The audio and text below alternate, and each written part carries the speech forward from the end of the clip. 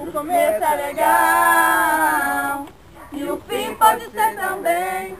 Depende do esforço de cada aluno. A raiz ou zero de uma função consiste em achar os pontos de uma intersecção entre a modular e a linear. A diferença é que a linear é normal e a modular o Y é positivo.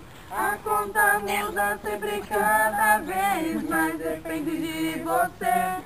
Se a conta está certa ou está errada. O ano é curto demais pra sempre relaxar e não correr atrás das notas que preciso. A bagunça na sala pode ser legal, tem horas que devemos cair na real.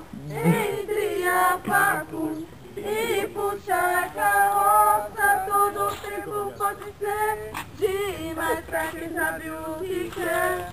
Pra quem respeita a vida e a si mesmo, a conta muda sempre cada vez, mas depende de você. Se a conta está certa ou está errada. O logaritmo, o domínio é real, com todos positivos e não incluindo zero. A imagem é demais, são todos os reais, são todos os reais, são todos os reais. Tudo nessa vida é merecimento, então se merecer, vai tirar um 10.